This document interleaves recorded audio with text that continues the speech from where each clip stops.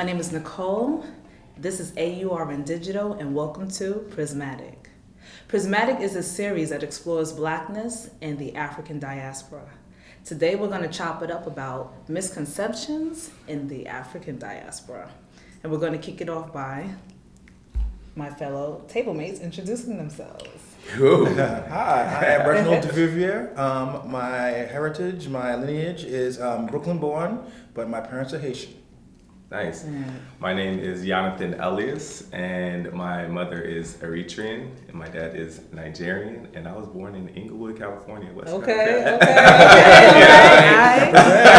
Gotta represent. So yeah, I'm first generation in the United States. Okay. My name is Umazi, and I am Kenyan from Nairobi, born and raised, plus 254. What's up, representing? Oh, wait a minute. So now I have to rep Right. all kinds of stuff, right? So, born in the Bronx, grew up in Jersey, parents, Black American here, but definitely got roots in the South and beyond. Nice. So I'm going to explore those. Have you done your ancestry DNA? Not the DNA. I have an issue with the whole DNA. I'm going to pause that. I'm happy to know that I am the child of the diaspora, so Beautiful. I'm content with that. Yeah, Beautiful. Studying family history, knowing my folks from South Carolina and knowing where that trajectory went, it's most likely places like Senegal, places in West Africa and those regions. So I'm content with that. At least I know sort of like the cultural continuity, the things that my family has, culturally, and linking those to, West Africa. So I'm good. So that's my connection. You had a double confirmation that you're Black. Now, there was some say that we were Panamanian somewhere, so, until I can confirm, I'll just stick with what I know so far. But, it might be some other stuff in there. We don't know. And that's the complexities of the diaspora, right? Yeah, that's what I'm about to say. But that's my I feel like it's I guess we're going in kind of. Yeah, we are. I feel like it's a blessing to know where you come from. I take that as a huge blessing, and I thank my parents, and their parents for keeping the culture so strong. So that's why I asked, because I feel like what we're going to talk about today is part of the problem. Not being able to really connect to where you came from, because I feel like with, you being content is like, okay, it's cool. I know I come from somewhere over there, but to actually know exactly, like, even if it's around, with the whole ancestry DNA, I understand some people are very, skeptical on, doing that and putting their self in the system, but to being able to connect with your ancestors and knowing like this is where they came from. My family came from Ghana and that's why they came to the States, or my family came from South Africa and they were brought here.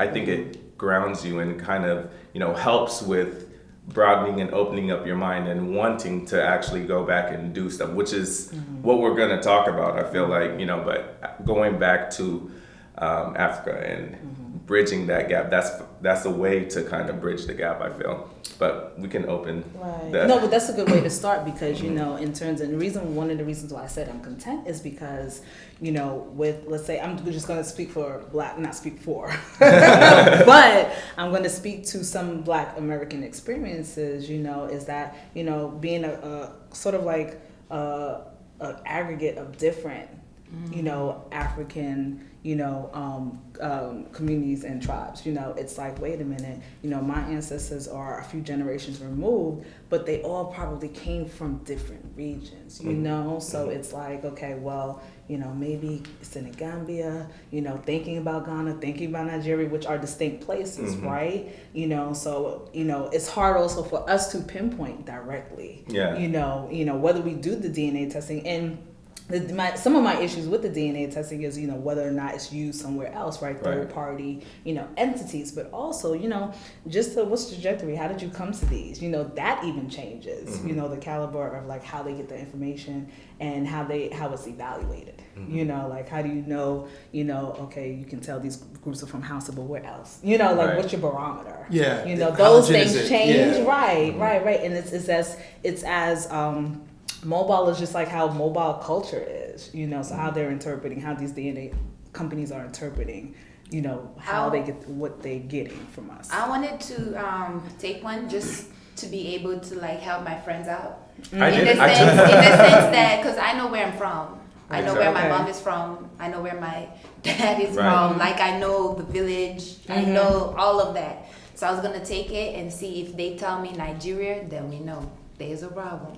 Like, Not, Yeah, not right, really. Not right. really. I don't think that because I did one and I Okay. did one for my mother. Okay. So I kind of wanted to see, I know my mom comes from Eritrea, raised in Ethiopia. I know my dad is Nigerian. That's it. So I did one, and first I did it for my mom. I found out my mom is 50% Middle Eastern, Oh, wow. and she looks it. I mean, she wasn't even surprised about it. So mostly came from Syria, Israel, then some North Africa like Egypt and all that. But I did mine, so I was like, okay, so let me see what this is gonna be, and I was 20% Middle Eastern. So it actually made sense, and.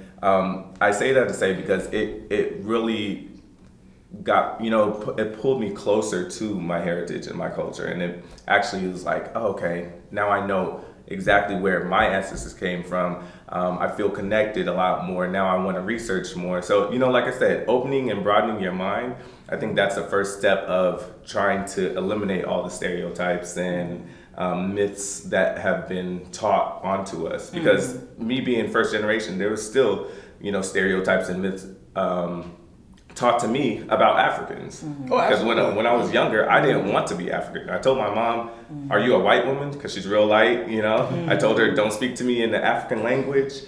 Speak to me in English." I changed my name from Jonathan to Jonathan, and this is at elementary, And I think that's where the problem is, in our education system. So.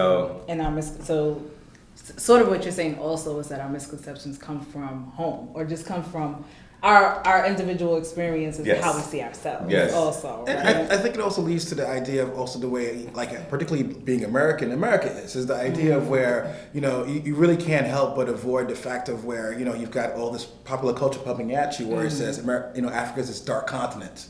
So obviously, even though I'm black and I'm growing up black in let's say elementary school, the idea that I'm African, I would want to separate myself from that because it's like, oh, well, I'm this, not that, because, the image that you get is they're in trees, huts, tigers. So I think that's also the issue there because it's odd because when you're a little kid, it's just like, all right, all this take or whatever, when you're at 10, you don't really have that much of a sense of an identity except for here are my parents and my grandparents. So it's very telling that even like when I was younger, I was like, ooh, African, I don't know if I want to claim that. Right. And it takes a while to kind of realize that that's also a form of brainwashing that you went through. Yeah, and just to your point, two big people who are like the champions of this stereotype is Rudyard Kipling and Conrad. Whoever did Heart of Darkness, what's his name? Joseph Conrad? Yep.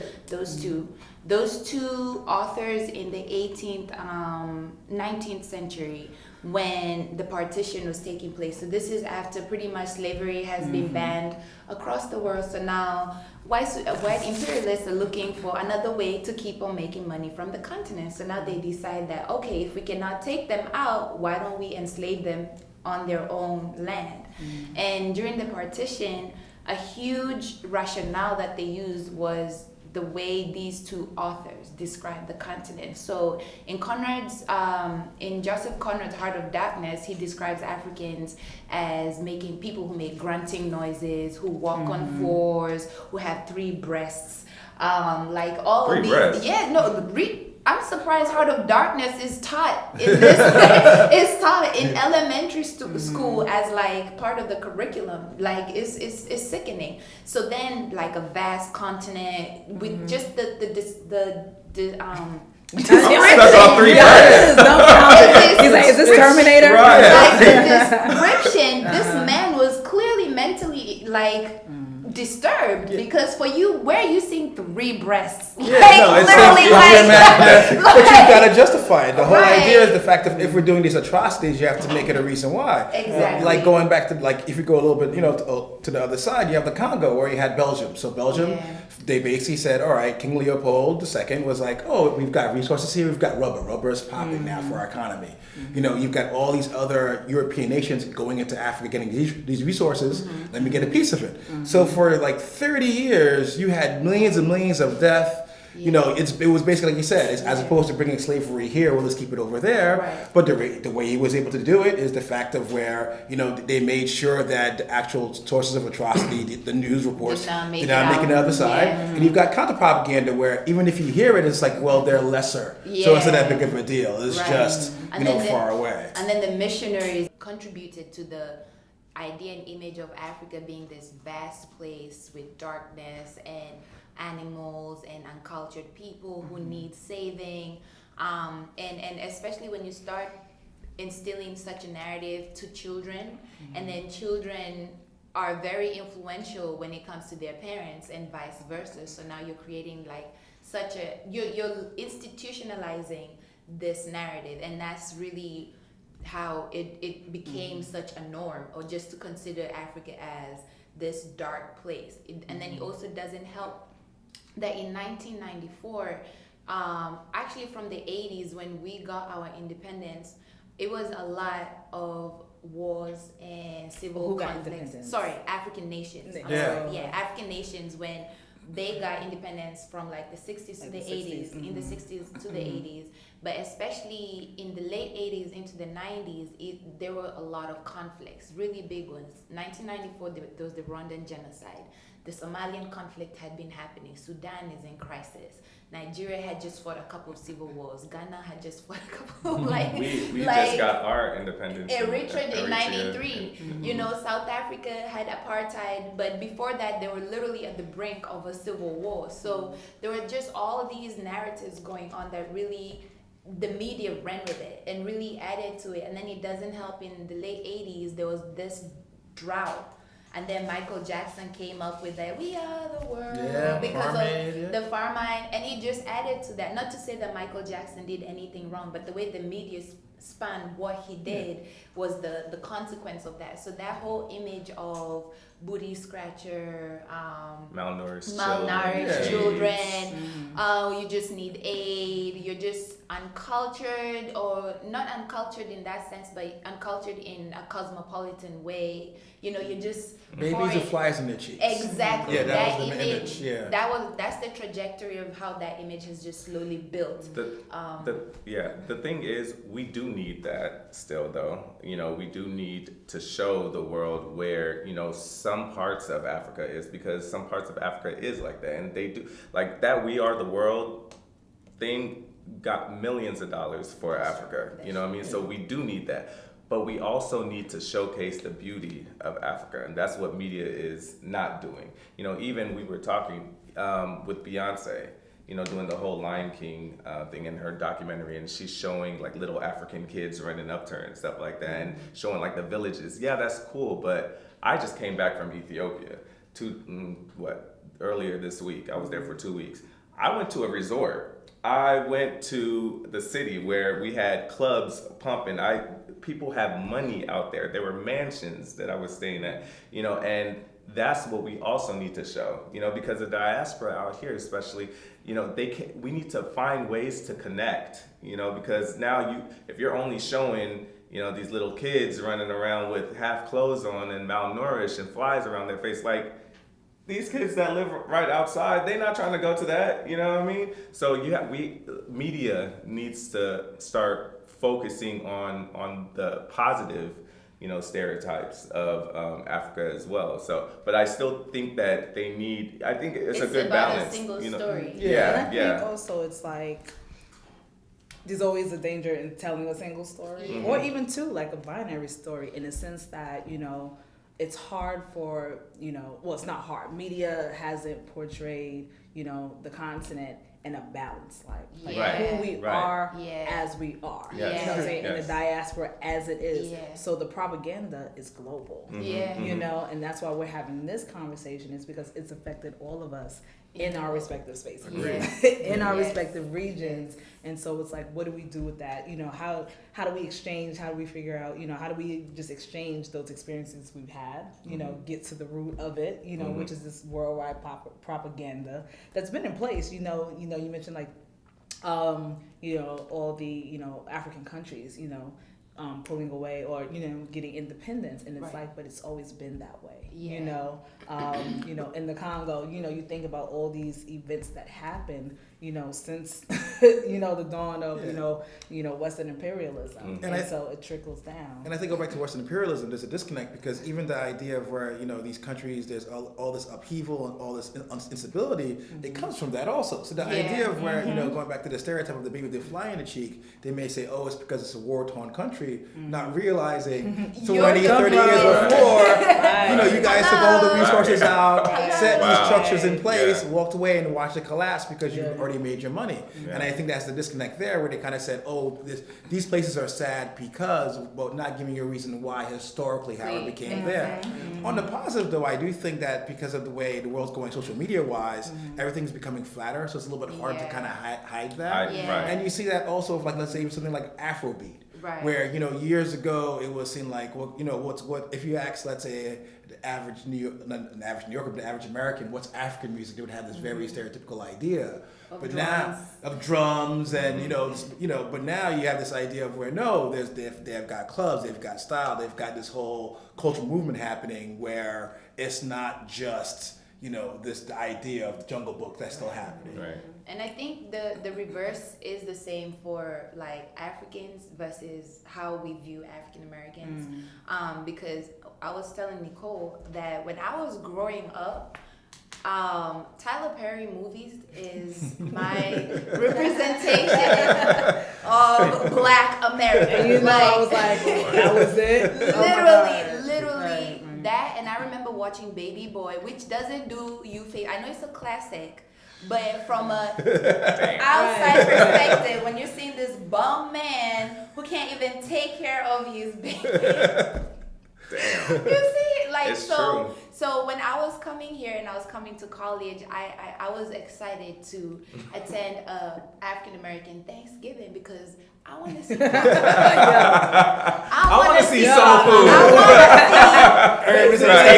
want to see someone's auntie has slept with someone's sister's husband. I want to see how this man cheated on his wife and the wife found out. Now she put baby oil on the floor and now it's whooping. Like, I wanted to see that. That was my idea of who African Americans were, or the type of culture. And then it was either your hood, man, or you're the proper Black classic man represented in Tyler Perry. And then the women, you're just always in distress. You're man. So that's really the image I had, and that's the image a lot of Africans have. I know my grandmother, and I always have to check her all the time. She's always telling me, "Don't bring me an African American man. They're lazy. They smoke weed. They they do all that," because that's what she sees on CNN. When CNN was reporting about Mike Brown, they did not report that.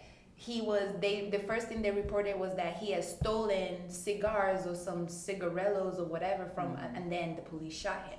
So when we're receiving that information, we're not empathetic towards Mike Brown because that's an injustice that was done, but we're like, oh, he was robbing, because that's what has been fed to us, on top of the fact that the image we have of African Americans is all these thugs. So it's a huge thing to it's the same thing. Like, it's a single story, the same single story that is fed here to when white people think of, the majority of white people, when they think of African Americans, thugs, criminals, underdone, lazy, taking advantage of welfare, even though we know the statistics don't even show that. Align that. And that narrative is exported. Now, as much as people, come for Tyler Perry and stuff, I think if you're going to export that narrative, you have to be aware of who is also going to receive that information. It's not just African Americans here who know that there are more nuances because they interact with other African Americans every day. Now, us in Kenya, we're not interacting with African Americans every day. So what we see on TV is what we're going to believe. It's the same thing. And that speaks to resources and distribution. Agreed. So how many, film outlets are there? How many distribution outlets are there? Because, I would give Tyler Perry credit because I remember, I wasn't the biggest fan of like some of the early stuff, right? But I remember going to see Daddy's Little Girls. Right? Besides the fact that Idris Elba was in it, right? But it was like, I was appreciative because I was like, oh, these are real black folks in the movie. These they physically look like black folks in my community. So I felt like, whoa, Hollywood, this is not the norm. You know, we're always extra polished, which is fine. We want to look good, we want to be fit and all of that. But like, what do we all look like? And that's the one thing I did appreciate appreciate about Tyler Perry movies. It's like, okay, you see the real people. But also, I'm a huge Julie Dash fan. You know, like her movies changed me when I was a little girl. You know, Casey Lemons, you know, you think about women directors. So it's kind of like you didn't know those names, you didn't know those films because of, again, going back to distribution and resources, right? And that speaks to also, we talked about ownership earlier in another, you know, discussion, and it speaks to that too. You know, how do we own these stories? And that bleeds over into how we view ourselves. What reflection are we seeing in these films? Because media is so damn powerful. And it's basic because if one thing, you know, we always kind of underestimate America's soft power. That's really America. America is also obviously guns and ships, but it's also like, you know, Julia Roberts. It's also Tom Cruise. And I think, like you said, is the idea of where for years we pump out these things where, you know, Hollywood sees black actors as thug number 3. You know, the very concept, like it's crazy, like how Moonlight had that great run. It's like, whoa, here's an anomaly, a black art house movie. That did not even exist as far as America was concerned before that came out. It did, but it didn't really see that considered. So it's unfortunate when that gets pumped out. But what I do see at the same time is, at least for somebody who comes from like, because I went to Haiti last year, and you still see, it's weird because at the same time you have these images that get pumped out where they're also negative, but also I feel like the barometer for the diaspora is still African American culture. Like it's something where, because I have a couple of friends who are in nightlife.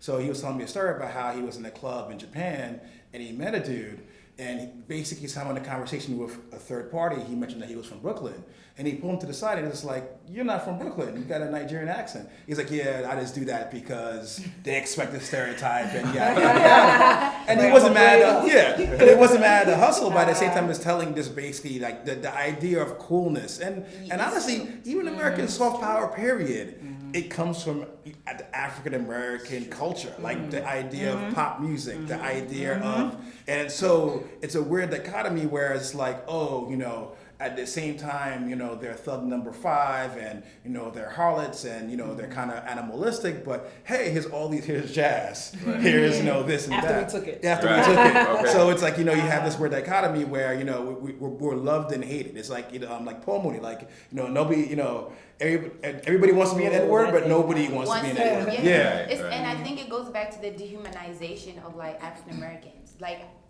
all of us have been dehumanized in our own way, but African Americans, as you mentioned, America is a PR machine. I always tell people that African Americans, you're one of the most powerful and disenfranchised people in the world because of the PR machine called America. It can either work for you or work against you very badly. And the fact, like your culture, like the African American, because it is its own culture, I feel like your own tribe with sub-tribes. I was gonna say, with the regions would be categorized as like sub-tribes. If I was to think of it like that, it's like your own tribe, and that with the PR machine called America, it's very easy to take that, dehumanize the people, but take their art and export it in a way that we don't even know that it's your art. So hip hop music, we always knew about hip-hop music, like back home, even in Kenya, but there's such a disconnect from the struggle that brought hip-hop music. Like that narrative is not part of the exposure, and that's the dehumanization part, where we love the product of your struggle, but not the person behind the struggle. And it's the same thing with like Caribbean music.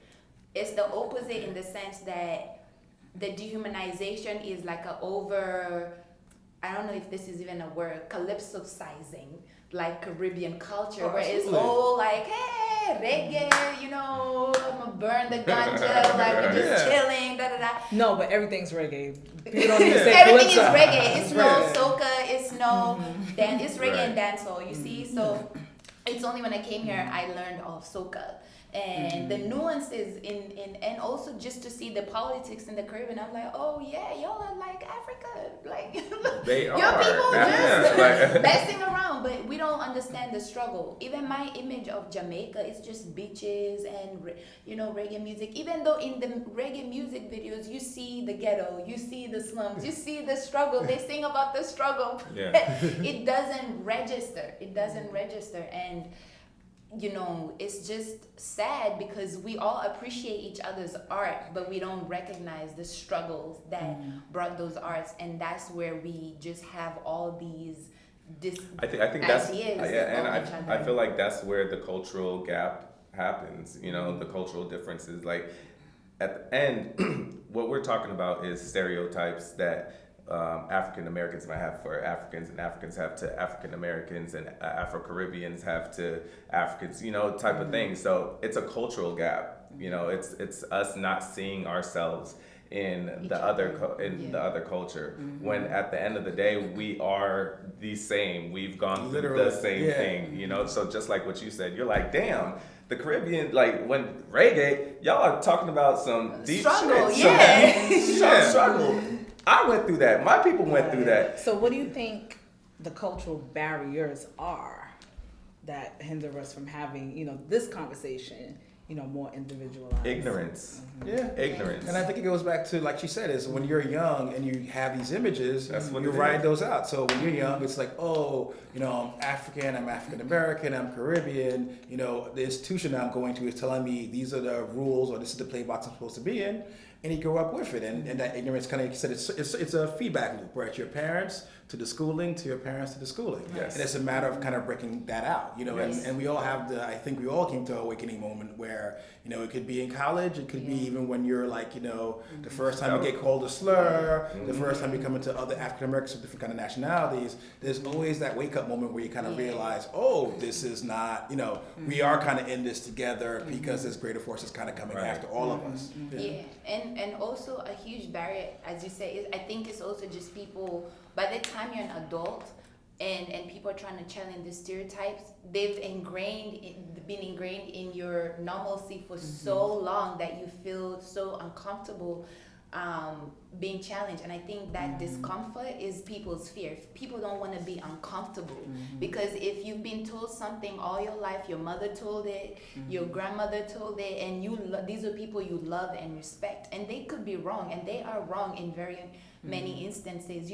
People are uncomfortable challenging that, especially in our African, and I say African with a K, so the diaspora, African cultures where respecting your elders is a huge thing. It's like a big thing. No matter where you go in the diaspora, that's one thing that has maintained in one shape or form. And so the idea that you're going against what your elders have told you is very uncomfortable for a lot of people. And I think that is a huge factor that also like promotes that.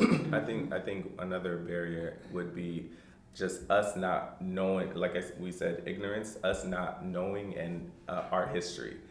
We have to understand that between 1800s to 1960s, we had African leaders and African American leaders working together despite geographical distance. Yeah. And somehow we allowed the white man to come in between and tear that apart, because how do you dominate the biggest tribe or the biggest army? Like, you separate them, you isolate them, and we allowed them to do that. We allowed the white man to do that. And I feel like we have to go back to like when Booker T. Washington was saying, we have a tie that only a few white men understand. Race, yes, of course, but the most important thing is our color, and we have to go back to the mindset of when the African man, the African Negro succeeds, the Black Negro succeeds. Agreed. When the African man fails, the Afro-Caribbean man fails. Like that basically sets the reputation of color. When the African man or the Black man succeeds, it sets that reputation. So we have to go back to the mindset of, listen, we are one we can all come up together, you know, instead of staying in that isolated, this is my tribe, that's your tribe type of thing. So it really starts with us. I mean, we've kind of lost it with the older generation because just like racism, it's that's instilled in you. So this is, I feel like what we're doing right now is part of the way to come together. And I don't really fault, I mean, I would say I do fault the older generation, but I can understand where they come from. I can understand, Because it's the idea of where, so the diaspora is suffering under white supremacy, period. Whether you be Haitian, whether you be African, whether you be, you know, down south. And so the idea is that, you know, if you've got a suppressive system coming at you, you need to find basically like anchors or safe spaces. So you can always just say, well, you know, if I'm Nigerian and I'm in a government where it's continuously corrupt, it's just like, all right, cool. I'm kind of etch the system out in this weird, messed up late stage capitalism, but at least I'm not those guys over there. And then everybody is kind of doing that, and that was their shield in times of struggle. And I think, like you said, is the idea of where at the end of the day, it's still the same white supremacy. So we kind of have to throw that to the side and realize that any gains for any of us in these corners are for all of us. Yes. And even how we just tell stories about each other, I think that we have to be more intentional. I know there's a film that's coming that is very popular that I have a lot of issues with, Coming to America. But when I watched it, it's so funny because when I watched it, I was like, what Africa are they talking about? To be honest, I thought they're talking about somewhere in like West Africa, like the Congo or something, which is also problematic. That I was thinking that the Congo is still somewhere. What was your issue with that? Coming to America is the fact that that's not like, who keeps a zebra in there like this? What reality are you showing about? And even the only remaining monarch in Africa is in Swaziland. And if you are trying to then emulate a story from like any existing monarch, then at least try and emulate a monarchy that would resemble like what, because the reality is, yes, the kings and princes of Swaziland, they have houses, luxury houses all over Europe. They have vacation homes in the US. So the concept is not far-fetched. It's just the way it was. Very lazy. It was so lazy. So my next question would be, how did you feel about the African American characters in the movie? Oh, them playing or just the characters? Honestly, when I watched it, I didn't even the characters like the girlfriend, the family, the McDowells, right. The folks at the barbershop, right. That was interesting. That was like, I didn't take anything to it because what I was really like attracted to was the fact that they had zebras in the palace. And then they came to America. And I asked that question because it's like, and we've talked about this before, is that it's like, I think in that movie, and I understand where you're coming from, especially being a continental African, right? Is that he was kind of like an equal opportunity. I'm gonna just play up all these characters, you know, because they were exaggerated black characters. You know, it was like, you know, he's eating chicken and he's putting it in the collection plate. You know, like these extremes in there with like all it's the a comedy. And I was okay with it. And I can make an argument. The thing is, it's so sad to make, but there's an argument to be made that it was also a sense of empowerment. Now, it was lazy and it was bad, but think about it, going back to the idea of the 80s, to have this, again, totally stereotypical, totally fictional, zebras running around to the palace, but look at this rich African nation who are educated, who have all these. That's why I was okay with it. It was very, very, very lazy, very problematic in 2019 lenses, but you could also make the argument for a movie coming out in the 80s to have this fictional functional African country where they're so rich they come to America and they're like, you guys are all poor, and that's kind of groundbreaking, and especially at that time. So that's why I actually was okay with it, still am okay with it, because the fact that we were just talking about how media only shows the one-sided story, and they were able to open and broaden a lot of Black Americans' minds, you know, and that I feel like we need stuff like that, even though it's a comedy that what do comedians do, or what do comedy movies and shows do? They exaggerate, you know, so we understand that, but like to at least put that picture in a lot of Black Americans' minds in the 80s when all they were showing were kids with AIDS and, you know, families that were poor, impoverished villages.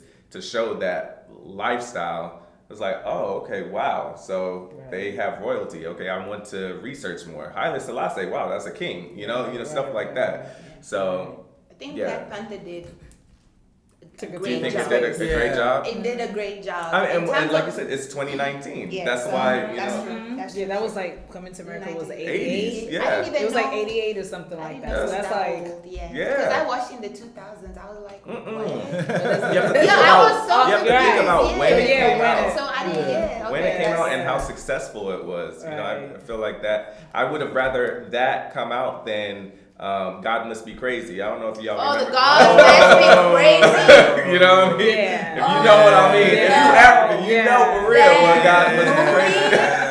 And that's Even that us was the watching it 80s, here. like 80s, late 70s. That Yeah. wasn't that Right. long ago. Right. For it to be- Right, That right, movie, right. and I was like, what? Horrible. Right, and then now in my head, I'm thinking people in South Africa like this. So it's so funny. And then I went to high school, so I finished my high school in South Africa for 2 years. So I land in Johannesburg, and I'm like, hold up, Wait, yeah.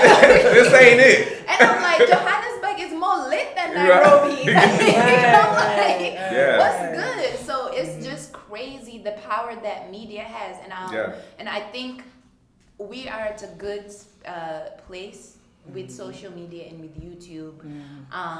You know, we're just at a space where everybody is just being themselves. You see all these memes about growing up with siblings that are done by African Americans, and I'm like, oh my God, this is me. Or when it's like growing up with a black mom, and I'm like, oh my This God, is this me. is me. So Right. you see little things, and I think that's why I love memes so much. Because Yes, you do. memes, Okay. Listen. loves of me. I love me a good meme because memes, as much as everybody takes it as a joke, memes really have the power of like debunking some of these stereotypes, you know. Or adding. Okay. Yeah, be careful. Like, Well, you cannot have everything. Right. right, right. Yeah. You know what? It's interesting because like this topic can go on. It can. Like seriously, It like I really think can. there's other nuances we can talk about, and I think we are going to do that. We're going to Okay. do a part 2. Ooh, sequel. All right, a sequel.